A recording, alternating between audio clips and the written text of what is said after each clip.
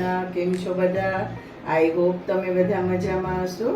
અત્યારે ગરમીનો ટાઈમ છે તો કંઈ ઠંડુ ઠંડુ પીવાનું મન થાય તો આજે આપણે બનાવીશું એકદમ નવું અને રિફ્રેશિંગ ડ્રિંક્સ, પાનનું શરબત, જે તમને ઉનાળામાં પીવાની ખૂબ જ મજા આવશે. મેં 1 કપ વરિયાળી લીધેલી છે. તમે જોઈ શકો છો મોટી વરિયાળી છે. તો મેં 1 કપ વરિયાળી લઈ લીધેલી છે. એને આપણે સારી રીતે પલાળી દેવાની છે, વધારે નહીં, અડધો કલાક માટે. વરિયાળી ડૂબે એટલું પાણી નાખવાનું છે અને 30 મિનિટ માટે આપણે વરિયાળીને પલાળીને ઢાંકીને રાખી દઈએ સાઈડમાં.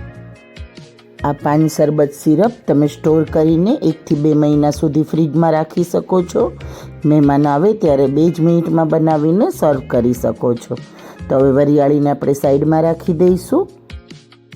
હવે અહીંયા મેં મિક્સચરનું જાર લઈ લીધેલું છે. એમાં 1 કપ ખાંડ લીધેલી છે. ખાંડની જગ્યાએ સાકર પણ લઈ શકો છો. 10 થી 12 દાણા એલચીના લીધેલા છે. એલચીનો પાવડર હોય તો એ પણ લઈ શકો છો. અને 2 ચપટી જેટલો મેં અહીંયા ગ્રીન ફૂડ કલર લીધેલો છે. એ ઓપ્શનલ છે, પણ ફૂડ કલરથી એનો કલર ખૂબ જ સરસ આવશે, એટલા માટે હું લઈ રહી છું. તમે ફૂડ કલર સ્કીપ પણ કરી શકો છો. હવે ખાંડની સાથે આપણે એને સારી રીતે પાવડર બનાવી લઈશું એલચીનો. અને અહીંયા મેં 10 થી 12 જેટલા મારી પાસે પાન હતા, જે આપણે મીઠું પાન ખાઈએ, 1 પાન લીધેલા છે. એ તમને પાનવાળાની દુકાને કે ક્યાંય પણ આરામથી બજારમાંથી મળી જશે અને ઓનલાઈન પણ મળી જશે. તો આ રીતે મેં અહીંયા પાન લીધેલા છે. એનો જે આગળનો ભાગ હોય દાંડીનો, એ આપણે કાતરથી કટ કરી નાખવાનો છે. મેં તમને કટ કરીને બતાવ્યું એ રીતે. અને એને એક બાઉલમાં પહેલાં સાફ પાણીમાં રાખી દેવાના છે, એટલે એમાં જે ડસ્ટ હશે એ પણ નીકળી જશે. અને ધોઈ નાખ્યા પછી આ રીતે એને આપણે બધા પાનને કટ કરી લઈશું. તો બધા પાનને મેં આ રીતે કટ કરી લીધા છે. તમે જોઈ શકો છો ડસ્ટ પણ નીકળી ગયો છે. તો હવે આપણે એને એક મિક્સચર જારમાં લેવાનું છે. તો આપણે જે ખાંડ પીસીને રાખેલી હતી એ જ જારમાં આની પેસ્ટ બનાવી લઈશું. આપણે ખાંડ પીસી લીધી છે તો એને એક બાઉલમાં ટ્રાન્સફર કરી લઈશું. અને એ જ જારમાં આપણે આ પાનની પેસ્ટ બનાવવાની છે એ લઈ લઈશું. તો હું મિક્સચર જારમાં એ પાન જે કટ કરીને રાખેલા હતા એ પાન અત્યારે હું એડ કરી રહી છું. અને જે આપણે વરિયાળી પણ પલાળીને રાખેલી હતી એ પણ સરસ રીતે પલળી ગઈ છે. તો એને પણ તમે જોઈ શકો છો, વરિયાળી સરસ પલળી ગઈ છે. તો એને પણ આપણે મિક્સચર જારમાં એડ કરી દઈશું પાનની સાથે જ. હવે શરબત માટે બધાથી જરૂરી વસ્તુ ગુલકંદ.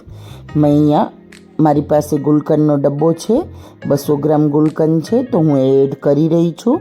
તમારી પાસે જો પેકેટમાં લૂઝ પેકેટમાં આવે છે એ હોય તો એ પણ યુઝ કરી શકો છો.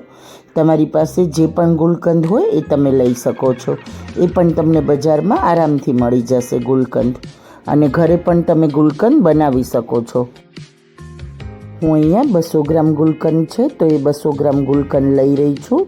તમે જે પ્રમાણે સિરપ બનાવવું હોય એ પ્રમાણે ક્વોન્ટિટીમાં ઓછું વધારે લઈ શકો છો. તો ગુલકંદને પણ આપણે વરિયાળી સાથે અને પાનની સાથે પેસ્ટ બનાવવામાં એડ કરી દેવાનું છે. હવે આપણે ગુલકંદ એડ કરી દીધું છે. અને આપણે વરિયાળી પલાળીને રાખેલી હતી એમાં પણ પાણી હતું, એટલે આપણે અત્યારે વધારે પાણી એડ નથી કરવાનું. પેસ્ટ આરામથી પીસી શકીએ એટલું પાણી એડ કરવાનું છે. એટલે હું અહીંયા 2 ટેબલ સ્પૂન જેટલું પાણી એડ કરી રહી છું. અને હવે એને આપણે સારી પેસ્ટ બનાવી લઈશું, એકદમ સ્મૂથ. તમે જોઈ શકો છો મેં પેસ્ટ બનાવી લીધી છે. હવે આપણે એક સાફ ધોયેલું કપડું કે પછી કોઈ કોટનનો રૂમાલ હોય તો રૂમાલ, એ રીતનું કોઈ આ રીતનું કપડું લઈ લેવાનું છે. અને કપડાને આપણે ભીનું કરીને લેવાનું છે. મેં અહીંયા કપડું ભીનું કરીને લીધેલું છે. હવે આપણે એને એક બાઉલની ઉપર રાખી દઈશું અને જે આપણે પેસ્ટ બનાવેલી છે એ એમાં એડ કરી દઈશું. કપડું ભીનું કરીને રાખશો એટલે તમારો જે શરબત સિરપ છે એનો કલર એકદમ સરસ રહેશે. કલર ચેન્જ નહીં થાય કપડામાંથી ગળાયા પછી પણ. હવે જે બાકીનું મિક્સચર જારમાં થોડી પેસ્ટ રહી ગઈ હોય તો આપણે એમાં પણ થોડું એવું પાણી નાખી અને પેસ્ટને લઈ લઈશું, એટલે આપણી પેસ્ટ બિલકુલ વેસ્ટ ન જાય. તો હવે આપણે એને સારી રીતે કપડાને મોઢું બંધ કરી બાંધી અને સારી રીતે એકદમ નીચોવી લેવાનું છે, એટલે આપણી પેસ્ટ એકદમ સરસ ગળાઈ જશે. તમે જોઈ શકો છો હું આ રીતે કપડાનું મોઢું બંધ કરી રહી છું. અને હવે એને હાથેથી એકદમ જ આટી મારી અને આપણે ગાળી લેવાનું છે.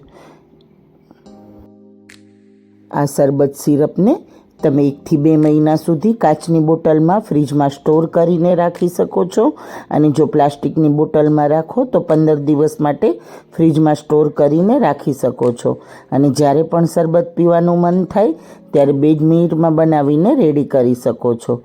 તો અહીંયા આપણે એકદમ સરસ સિરપ આપણે ગાળી લીધું છે, તમે જોઈ શકો છો. કપડામાંથી બિલકુલ જ હવે પાણી નથી નીકળતું. મહેમાનો આવશે એને પણ તમે આ શરબત એકવાર પીવડાવશો તો મહેમાન પણ પૂછશે કે તમે આ શરબત ક્યાંથી લાવેલા છો કે કઈ રીતે બનાવેલું છે. તો એકવાર ઉનાળામાં આ શરબતનો આનંદ જરૂરથી લેજો અને મને કોમેન્ટ કરીને જણાવજો કે તમને આ શરબતની રેસીપી કેવી લાગી. હવે જે આપણે ખાંડ અને એલચીને પીસીને રાખેલા છે એને આપણે આ બાઉલમાં શરબત સિરપની સાથે મિક્સ કરી દઈશું.